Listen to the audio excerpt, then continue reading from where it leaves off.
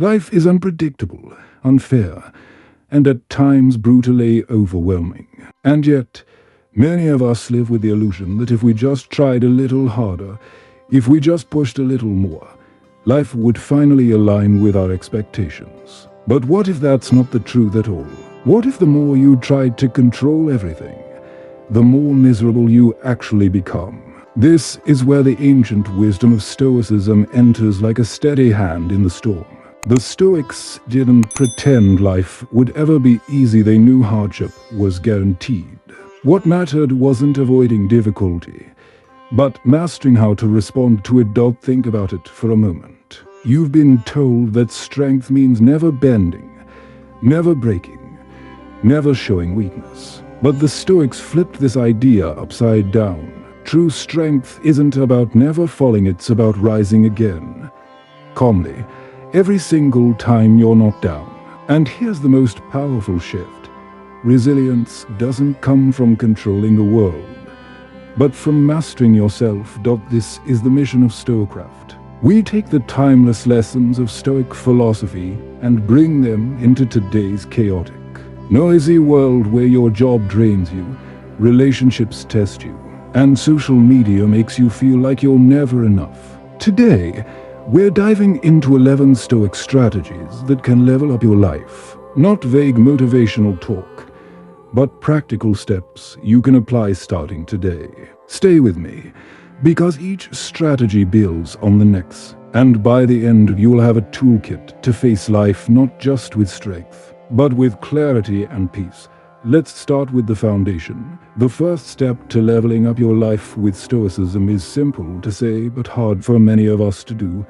Make yourself a priority. At first glance, this might sound selfish or even shallow. After all, we're taught that being a good person means sacrificing, giving, putting others before ourselves. But here's the truth: the Stoics understood something modern psychology now confirms. You cannot pour from an empty cup. If you constantly run yourself into the ground, ignoring your own needs in order to meet everyone else's, sooner or later you collapse. And when you collapse, you're no good to anyone, not your partner, not your kids, not your work, not your friends. Prioritizing yourself doesn't mean neglecting your responsibilities or abandoning the people you care about. It means ensuring you are strong enough physically, mentally, emotionally to show up fully for them. Seneca once wrote that the person who is everywhere is nowhere. If you scatter your energy endlessly, you're left with nothing solid to give. Making yourself a priority is about focus, discipline, and respect for your own humanity. So how do you actually do it? Start small. You don't need a 3-hour morning routine or a trip to Bali. Begin with 5 minutes in the morning that belong only to you. Close your eyes, breathe, write down a goal, or simply repeat an affirmation. Yes, affirmations sound awkward. Staring into the mirror and saying "I'm worthy" or "I rise above challenges" feels strange at first. But repetition rewires the brain. Neuroscience shows us that the words you feed yourself become the narrative you believe. Over time, affirmations are no longer empty phrases, but anchors you can rely on in chaos. And let's talk about boundaries. In our culture of constant accessibility, phones buzzing, emails demanding attention, people knocking at the door, it's easy to treat your own needs as optional. But optional quickly turns into neglected, and neglected turns into burnout. Setting boundaries is a radical act of self-preservation. When you say no to what drains you, you create space for what matters. You might disappoint someone temporarily, but you protect your long-term ability to thrive. That's not selfishness, it's wisdom. Think about the people in your life who drain you. Maybe it's a colleague who constantly dumps their problems on you, or a relative who criticizes everything you do, or even a friend who expects you to be available 24/7. Without boundaries, these people consume your time and energy until there's nothing left. The Stoics remind us, you cannot control their behavior, but you can absolutely control how much access you allow them to have. Choosing distance, choosing limits, is not cruelty, it's clarity. And here's the paradox. When you take better care of yourself, you actually give more to others. A well-rested, focused, emotionally stable version of you is far more present, supportive, and generous than the exhausted, resentful version that comes from constant self-neglect. It's a win-win. Modern society often glorifies busyness. People brag about how little they sleep, how packed their schedules are, how many things they juggle. But ask yourself, is this busyness producing depth, or is it just noise? Marcus Aurelius wrote in his Meditations, "You could leave life right now. Let that determine what you do and say and think. If life could end tomorrow, would you be proud that you ignored your health, your peace, your soul just to meet someone else's endless demands? Or would you regret not protecting your own space sooner?" Making yourself a priority is also about self-respect in the simplest details. Are you eating food that fuels you or food that numbs you? Are you sleeping enough, or scrolling your way into exhaustion? Do you ever sit in silence, or are you always drowning in noise? Stoicism isn't about perfection. It's about honest alignment, saying, I matter, my energy matters, my peace matters, and from that foundation, everything else becomes stronger.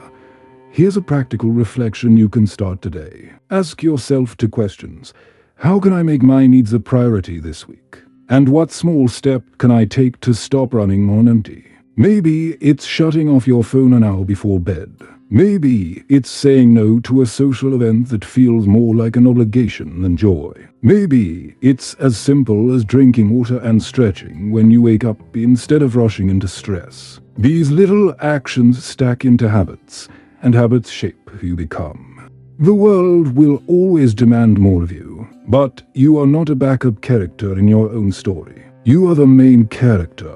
And the main character doesn't survive the plot by neglecting themselves, they survive by cultivating strength, wisdom, and clarity from within.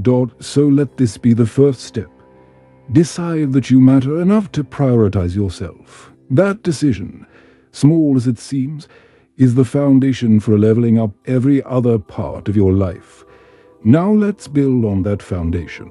Once you've started prioritizing yourself from the inside, the next step is to pay attention to how you show up on the outside.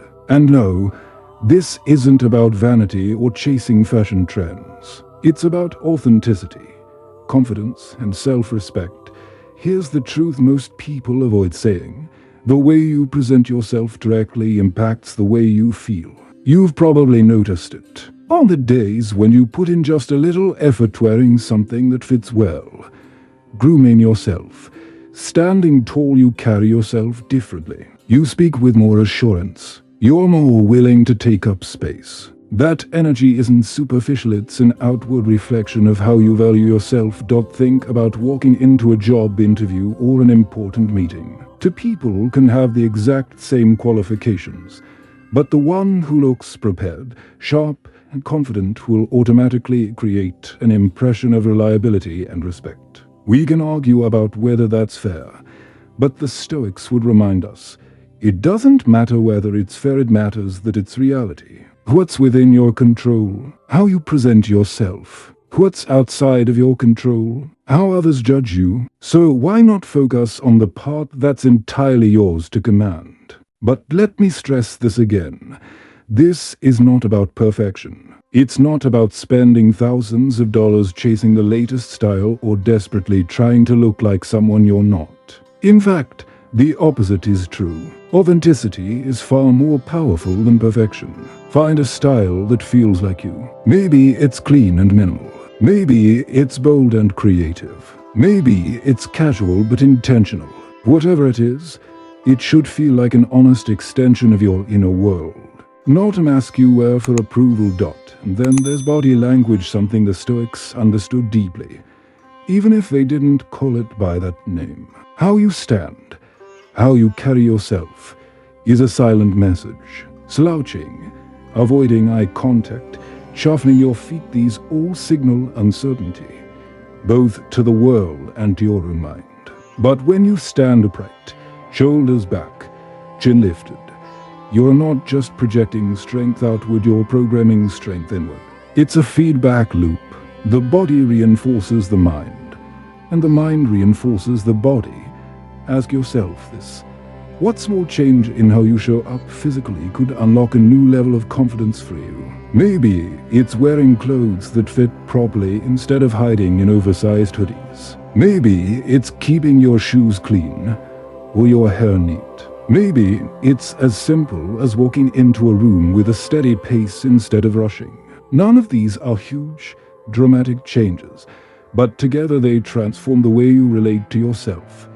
When Marcus Aurelius wrote in his Meditations, "Waste no more time arguing what a good man should be.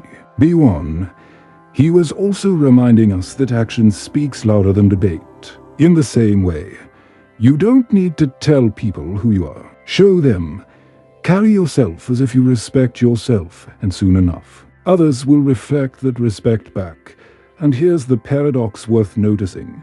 Taking care of your appearance isn't about impressing others, it's about signaling to yourself that you matter. When you take the time to show up as your best version, you're reminding your mind that you're worth the effort. That mindset shift can ripple into every decision you make, from how you tackle challenges to how you pursue opportunities. Now, let's move to something deceptively simple but incredibly powerful: your smile.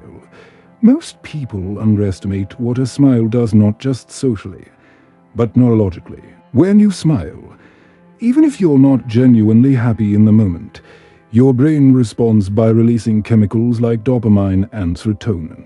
These are the same feel-good neurotransmitters that boost mood and reduce stress. In other words, smiling tricks your brain into feeling better. And here's the kicker. It works even if you're faking it at first. You've probably experienced it without realizing. You are having a rough morning. You force a small smile in the mirror, and somehow you feel just a little lighter. That's not magic, that's biology. Your smile changes your internal state. But let's be clear. Stoicism never asks you to pretend life is perfect when it isn't. Smiling isn't about denying reality or plastering on fake positivity. It's about choosing your attitude in the face of reality. You can be fully aware of the difficulty, the pressure, the hardship, and still decide, I will meet this moment with calm, with composure, with a touch of light. That decision is power. And there's another layer. Your smile affects not only you, but the people around you. Human beings are wired with mirror neurons. When you smile at someone, they're more likely to smile back even unconsciously. It's contagious. Think of the last time a stranger smiled at you in passing. It probably lifted your day, even for a moment. That's the kind of ripple effect you carry every time you choose to smile.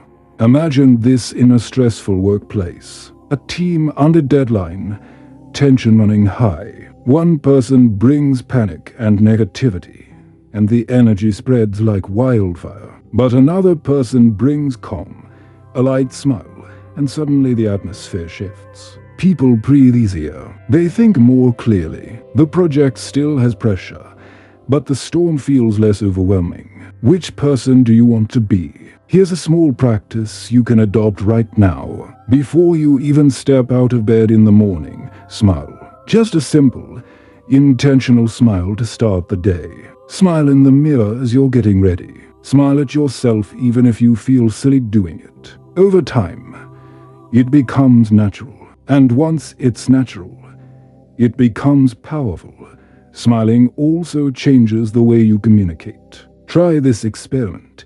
Make a phone call while frowning, then another while smiling. The person on the other end will hear the difference in your voice. Smiling softens your tone, warms your words, and makes you more approachable without you even realizing it. This subtle shift can change the way people respond to you in conversations, negotiations, even conflicts. The Stoics believed in mastering your response, not the world. Smiling is one of the simplest tools to do just that. It's free, it's immediate, it's available anytime, no matter how heavy life feels. And in a society drowning in stress and negativity, that choice to meet the world with composure and lightness is nothing short of revolutionary. So ask yourself, where in your life could a smile change the atmosphere? Where could it shift not just your mood, but the mood of the people around you? Maybe it's during a tense meeting. Maybe it's when your child is upset. Maybe it's when traffic jams make you feel trapped. These are the moments when a smile is most powerful, not because it erases the challenge, but because it transforms how you walk through it. By paying attention to how you present yourself on the outside and by choosing something as simple as a smile, you align with the deeper Stoic truth. You may not control the storm, but you control how you sail through it. And that choice to show up with confidence, with respect for yourself, and with lightness in your expression is how you start shaping not just how the world sees you, but how you see yourself. There's a myth that kindness means letting people do whatever they want to you, that being a good person requires endless sacrifice, constant yeses, and limitless patience. But the Stoics would disagree. To them, kindness is not weakness, and boundaries are not cruelty. In fact, boundaries are an act of love, not only for yourself, but for others. To think about it. You've probably had people in your life who drain you, who take advantage of your patience, who expect you to be available every time they need something. Sometimes these people aren't strangers or distant acquaintances, they might be family, friends, or co-workers. And because of that closeness, you feel guilty for saying no. You let them overstep again and again, because you don't want to seem rude or unkind. But here's the hard truth. Every time you ignore your own limits, you trade your peace for someone else's comfort. And over time, that trade leaves you exhausted, resentful, and quietly angry. The Stoics remind us that we can only control ourselves. We can't control how others act, but we can control the space we give them. Epictetus said, "It's not what happens to you, but how you react to it that matters." When you choose to set a boundary calmly, respectfully, you are not lashing out or shutting people down, you're protecting your peace while still wishing them well. Imagine you have a coworker who constantly dumps their work on you because they know you'll pick up the slack. The kind thing many people do is say yes again and again, while silently burning out. But real kindness balanced with self-respect sounds like this. I understand you're overwhelmed, but I can't take this on right now. That response honors their struggle without sacrificing yourself. Or think about a family member who always criticizes your choices. You can't stop them from having opinions, but you can decide how much access you allow them to your emotional world. You can visit less often, redirect conversations, or simply disengage when their words cross the line. That doesn't mean you love them less, it means you love yourself enough not to absorb unnecessary pain. And here's the paradox. When you maintain kindness while setting boundaries, you actually reduce conflict in the long run. You're not exploding in anger after months of silent resentment. You're not gossiping or plotting revenge. You're simply, calmly saying, "This is where I end and you begin." People may not like it at first, but they will respect it. And over time, they may even admire you for it. Boundaries teach others how to treat you. But more importantly, they teach you how to treat yourself. Every no you say to what drains you is a yes to what matters. Every time you protect your peace, you reinforce your own dignity. And that dignity is the soil in which kindness can grow strong, steady, and sustainable. Now, let's move from relationships to another battlefield. Chaos. Stress is everywhere. Deadlines looming, phones buzzing, obligations piling up. The modern world moves at a pace that feels inhuman, and often it is. In these moments, panic feels natural. Our hearts race, our thoughts spin, and we make rash decisions we later regret. But here's where Stoicism shines like a lighthouse in the storm. Staying calm in the middle of chaos is your superpower. Think of Marcus Aurelius, Emperor of Rome, facing war, plague, and betrayal all while carrying the weight of an empire. He didn't have the luxury of collapsing under pressure. His meditations are full of reminders to himself. Stay steady, stay rational, don't be carried away by fear. If he could maintain calm under those conditions, what excuse do we have? One of the simplest tools is the breath. The Stoics knew, and modern science confirms, that breath anchors the mind. Try this. Inhale for 4 counts, hold for 4, exhale for 4. Just one cycle slows your nervous system, grounds your emotions, and brings clarity back to your thoughts. It's called box breathing, and it's as ancient as it is effective. Another tool is reframing. Ask yourself, will this matter in 5 years? Most of the things we panic over, the late train, the harsh email, the missed opportunity, will fade into irrelevance. By zooming out, you shrink the problem's power. Suddenly, what felt like a storm is revealed as a passing cloud dot, and then there's the Stoic practice of focusing only on what you can control. This is the heart of everything. You can't control if your boss sets an impossible deadline, but you can control how you organize your time. You can't control if someone criticizes you unfairly, but you can control whether you respond with anger or with silence. Every time you channel energy into what is within your power, you reclaim agency. Every time you waste energy on what isn't, you hand your peace away. Calmness doesn't mean pretending everything is fine. It means facing the storm with clarity. Picture 2 captains at sea. One panics, shouts orders, and runs the crew ragged.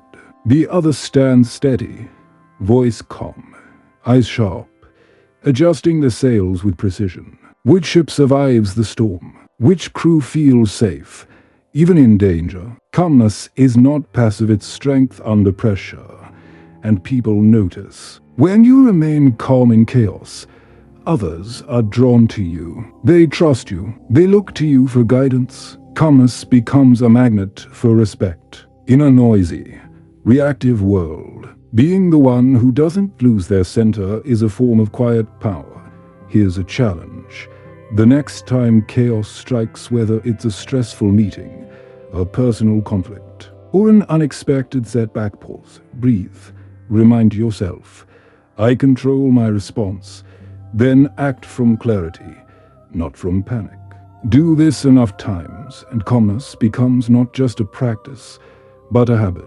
And that habit is life-changing. So between kindness with boundaries and calmness in chaos, you gain 2 of the most powerful Stoic tools. One protects your energy from being drained by others. The other protects your clarity from being stolen by circumstances. Together, they build resilience, the kind of resilience that doesn't just survive life, but masters it. In a world that constantly shouts at you, telling you who you should be, what you should want, and how you should live, there's something almost rebellious about setting your own course. Stoicism teaches us that drifting aimlessly, blown round by every expectation and opinion, is one of the fastest ways to lose yourself. But when you decide to steer your life according to your own values, you reclaim something priceless: agency.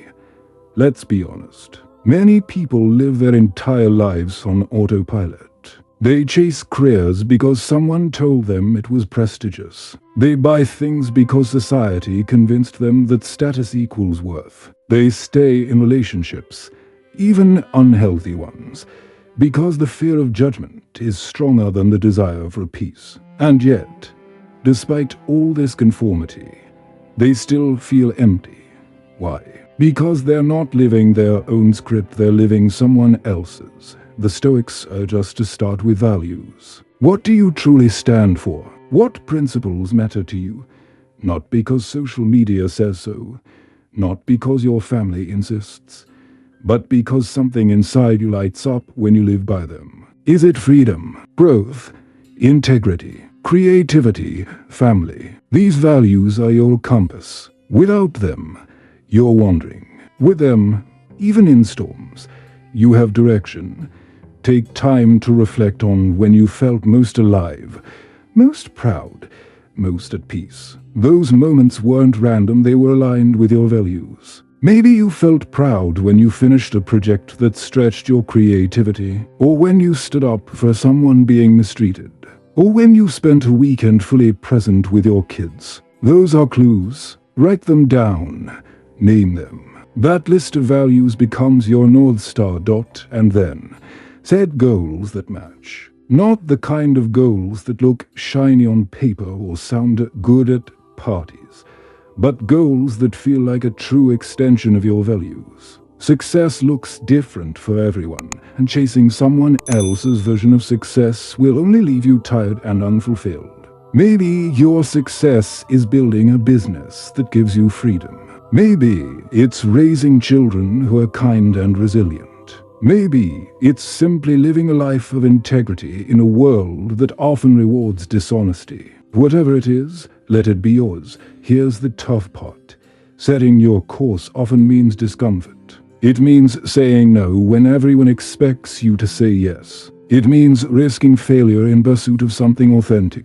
It means walking away from comfort zones into the unknown. The Stoics remind us that discomfort is not the enemy, it's the birthplace of growth. Obstacles aren't barriers, they're opportunities. Every challenge you face while walking your own path makes you stronger, wiser, more resilient.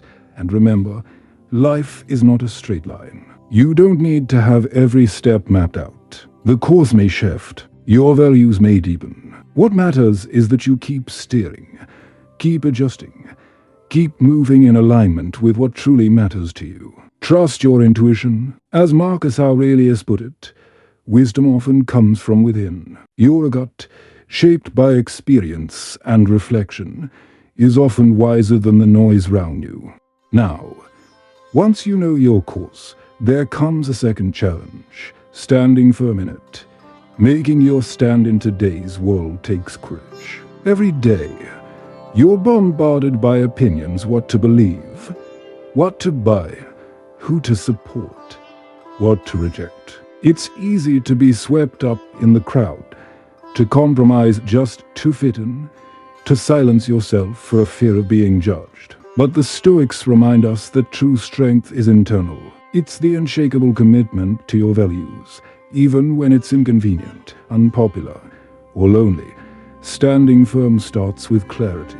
Know your non-negotiables: honesty, loyalty, growth, kindness, whatever they are.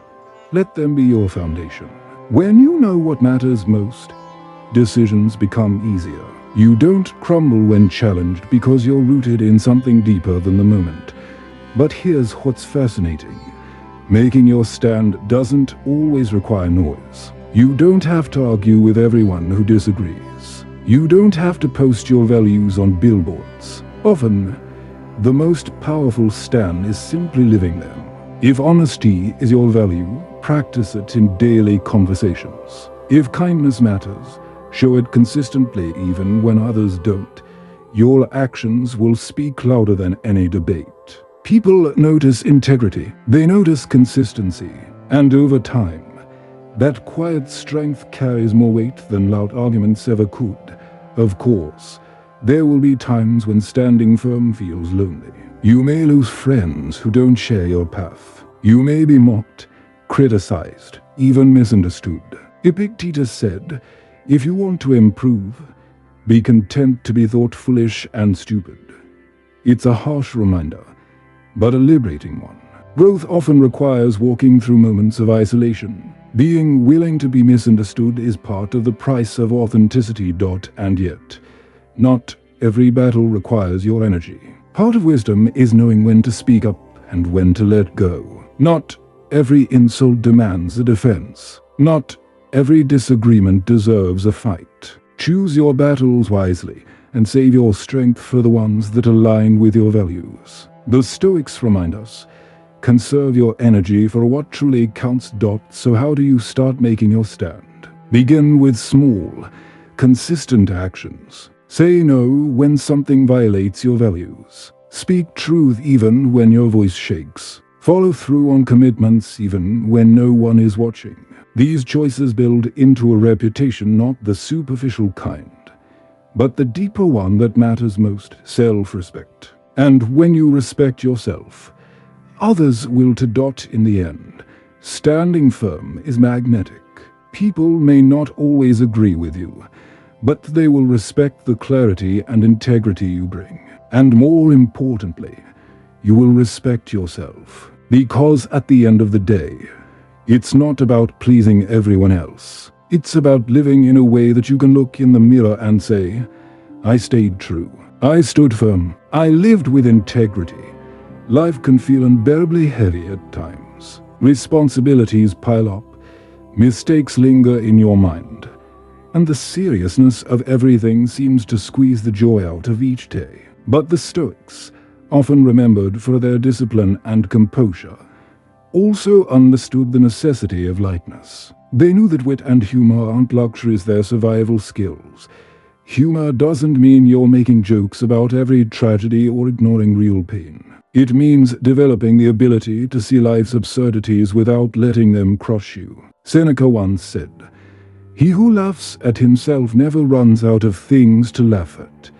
There's wisdom in that. When you can laugh at your quirks, your mistakes, even your bad luck, you disarm your ego. You stop carrying the burden of taking yourself too seriously. And you gain freedom. Think about the last time you messed something up. Maybe you spilled coffee during a meeting, or said something awkward in a conversation. Did you spiral into shame, replaying the moment over and over? Or did you laugh, shake it off, and move on? That choice makes all the difference. When you laugh, you turn embarrassment into resilience. You say to yourself, I am more than this moment.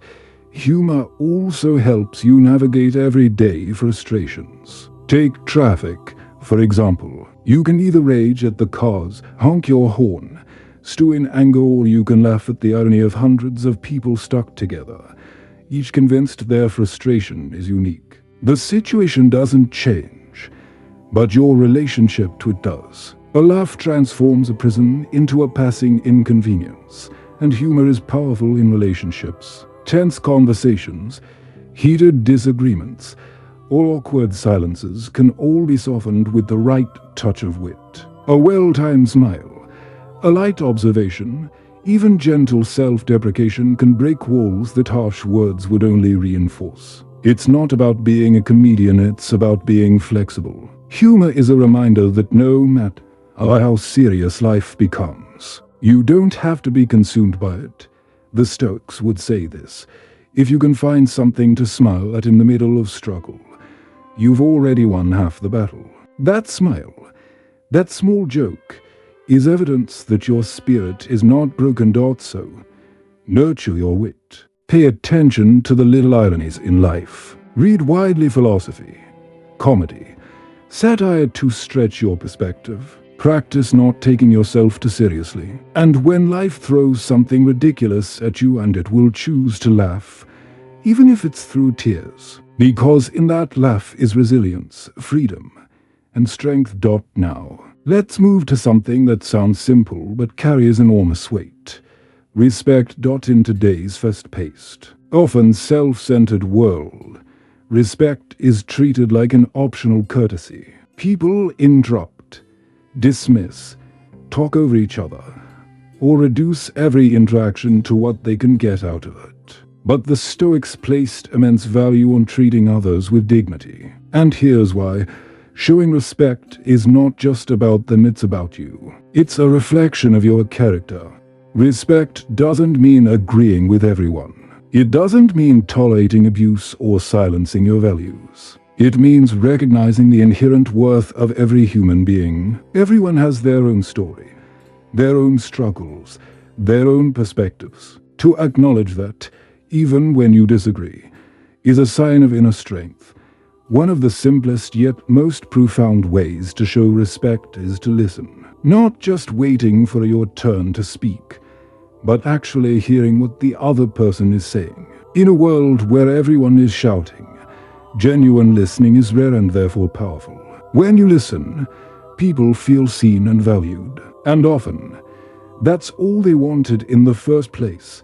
Respect also shows up in how we handle disagreements. It's easy to get defensive, to attack the person instead of addressing the issue, but the Stoics practiced calmness and reason even in debate. You can hold your ground without being rude. You can reject an idea without rejecting the person. That balance not only makes the conversation more productive, but also protects your own peace.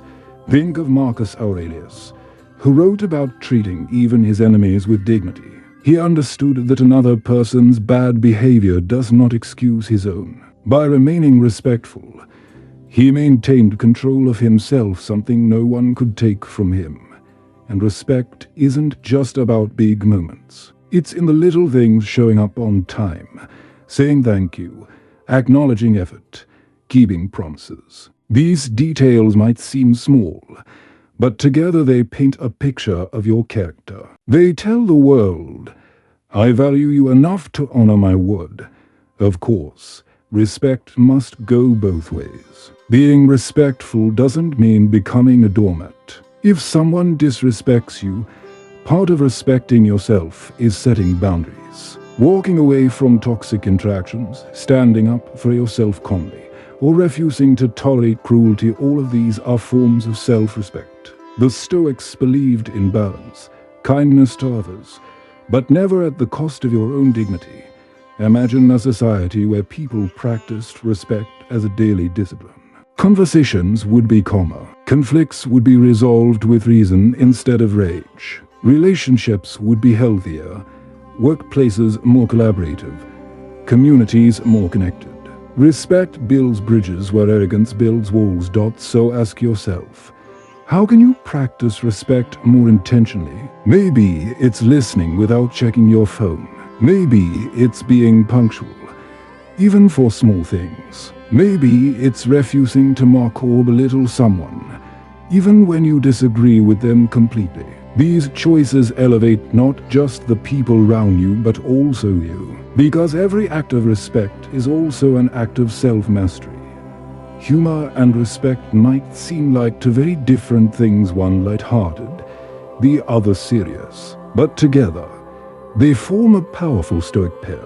Humor keeps you flexible, able to face life's absurdities without breaking. Respect keeps you grounded, reminding you that every human being, including yourself, has dignity. And when you carry both wit and respect into your daily life, you embody a quiet strength that inspires others and fortifies you. One of the most liberating truths the Stoics offer us is this: you have the right to define your limits. Without boundaries, life becomes a blur of demands, obligations, and exhaustion. With boundaries, life gains structure, clarity, and peace. Think about how often people overextend themselves because they're afraid of saying no. They take on extra work, agree to social events they don't enjoy, or allow others to speak to them in ways that erode their self-worth. And then they wonder why they feel burnt out, resentful, and powerless. The answer is simple: without clear parameters, people will cross lines, not always maliciously, but inevitably. The Stoics would say, you cannot control how others act, but you can control how you draw your lines. Setting boundaries is not about shutting people out, it's about protecting your capacity to show up fully. When you say, I don't check emails after 8 p.m., you're not rejecting your job, you're preserving your energy to perform well tomorrow. When you say, I will not tolerate disrespectful speech, you're not picking a fight, you're affirming your dignity. And here's a crucial piece: consistency. Boundaries only work if you uphold them. If you say no sometimes but cave the next, people learn that your limits are flexible and they'll keep testing them. But when you hold firm calmly, without anger or guilt, you build trust. People may not like your boundaries, but they'll learn to respect them. More importantly, you'll respect yourself. It's also worth remembering that boundaries go both ways. Just as you have the right to set them, others have the right to set theirs. Respecting someone else's no is part of living in harmony. Mutual respect for boundaries creates healthier relationships, built not on control but on balance. Think of boundaries as the framework of a house. Without walls, without a roof, everything inside gets exposed and damaged. But with clear, sturdy walls, the house becomes a safe place for life to flourish. Your boundaries are the architecture of your inner peace. But even with boundaries, there's another enemy you must face: negative energy. And this one is trickier, because it doesn't just come from other people. It also comes from your habits, your environment, and your own thoughts. Negative energy can be subtle, like a colleague's constant pessimism that drains your optimism. It can be loud, like a toxic relationship that leaves you anxious after every interaction. It can be invisible, like the endless scrolling on your phone that leaves you feeling more empty than when you started. If you don't actively guard against it, negativity seeps in quietly, until it becomes the background noise of your life. The Stoics teach us to focus on what we can control. And one of the most powerful choices we can make is to cut out what doesn't serve us. Start by auditing your relationships. Who lifts you up? Who drains you? Sometimes, the hardest truth is that people we love also bring toxicity. Cutting them out completely isn't always possible or even necessary, but limiting their access to your emotional world is. Distance can be an act of wisdom. Then, look inward.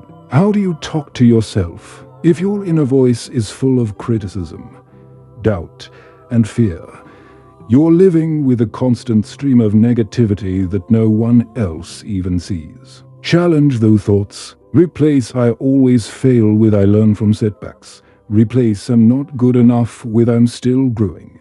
Your words shape your reality, and reshaping your inner dialogue is one of the most powerful ways to eliminate negativity. Don't ignore your environment either. A cluttered desk, a chaotic home, even a messy car can weigh on you more than you realize. The Stoics emphasize simplicity. Focus on what is essential. Remove what is not. When you clear your physical space, your mind often clears with it. A tidy environment is not about perfection, it's about removing distractions so your energy flows where it should. And then, there are your habits. How much time do you waste in activities that drain instead of build you? Doom scrolling, gossiping, procrastinating. These habits chip away at your strength. Replace them with habits that nourish: exercise, reading, meditation, or simply rest. Every choice either fuels your growth or feeds your decline. The Stoics would tell you, choose growth. Cutting out negative energy isn't about living a perfect, problem-free life. It's about refusing to let unnecessary burdens anchor you. When you clear the noise, you make space for clarity, creativity, and calm. So ask yourself, what's the biggest source of negative energy in your life right now? Is it a relationship, a habit, a thought pattern? Identify it. Then take one small step to cut it out, or at least cut it down. You don't need to overhaul everything overnight. Small, consistent steps lead to big transformation. In the end, boundaries and the removal of negative energy go hand in hand. Boundaries define the lines you won't let others cross. Cutting out negativity defines the lines you won't let yourself cross. Together, they create a life that's lighter, clearer, and more resilient. Because here's the truth: your life is shaped by what you allow and what you cut out. The people you let in, the habits you practice, the energy you absorb, all of these sculpt your days. And by sculpting your days, they sculpt your life. The Stoics remind us, you are the artist. Choose your materials wisely. So here we are, at the end of a journey through 11 Stoic strategies. And if you've been listening closely, you'll notice something important. None of these strategies are complicated. They don't require special tools, money, or permission from anyone else. They require only one thing: your willingness to practice them every day. Let's reflect. The first 3 strategies: prioritizing yourself. presenting yourself with authenticity, and using the power of a smile about your relationship with yourself. They're reminders that the foundation of strength is self-respect. If you treat yourself as unworthy, the world will reflect that back. But when you walk into each day with confidence, with intention, and with the smallest gestures of positivity, you create a shield that protects you from chaos.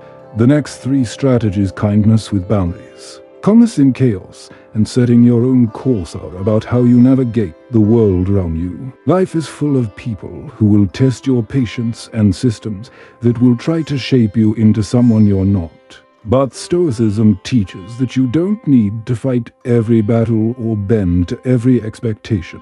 Instead, you stand steady, knowing who you are, protecting your peace, and steering your life by your own compass. That is real rebellion, not against society, but against mindless conformity. The following sit standing firm in your values, nurturing humor, and practicing respect are about resilience in relationships and challenges. These strategies prove that strength isn't always about being the loudest or most aggressive. Sometimes strength is quiet. It's the courage to laugh at yourself. It's the discipline to respect others even when they don't respect you. It's the integrity of walking your talk, even when no one is watching. These choices build credibility, and credibility builds influence, not the fake influence of followers and likes, but the true influence of character. And the last pair, setting clear parameters and cutting out negative energy, are about protecting your space. Your peace of mind is your most valuable resource. Guarding it with boundaries and cleansing it of toxic habits, people, and thoughts is how you maintain clarity.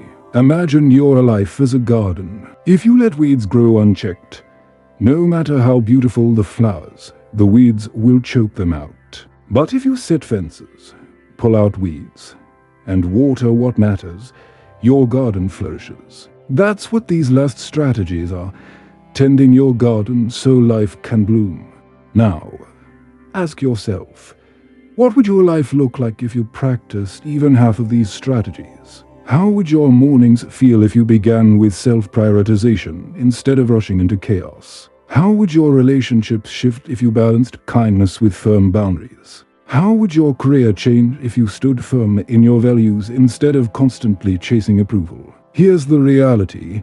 Transformation doesn't come from knowing, it comes from doing. You can nod along to every Stoic principle and still live a life of stress, resentment, and distraction. Or you can take one idea, put it into practice, and watch it ripple through your days. That's how change happens, not in giant leaps, but in consistent steps.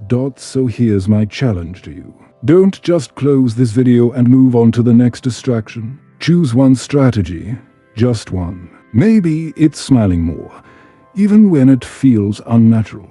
Maybe it's drawing a boundary with someone who drains you. Maybe it's taking 10 minutes tonight to declutter your space. Choose it, commit to it, and practice it for a week. Then add another. Slowly, these strategies won't just be ideas, they'll become habits. And habits build character. The Stoics lived in a world very different from ours. No smartphones, no corporate letters, no social media feeds filled with comparison. But their struggles were the same: stress, loss, betrayal, ambition, fear. That's why their wisdom still resonates today. Because human nature hasn't changed. We're still tested by the same storms, just in new forms. And their lessons still offer the same promise. You cannot control the world, but you can control yourself. And that control is enough to build an unshakable life. At StoicCraft, our goal is to keep bringing you these lessons, not as dusty philosophy, but as living practices for today's challenges. We believe that in a society addicted to speed, distraction, and outrage, Stoicism offers a reset. It reminds us to slow down, to focus on what matters, to stand firm in storms, and to live with dignity no matter the circumstances. If this video resonated with you, I invite you to take the next step. Subscribe to the channel, not just for more content, but to commit to your own growth. Explore the playlists we've created, where each video builds on the last, guiding you deeper into this philosophy. Share this with someone who needs it, maybe a friend overwhelmed with stress, or a colleague drowning in negativity. Be the person who pauses on strength.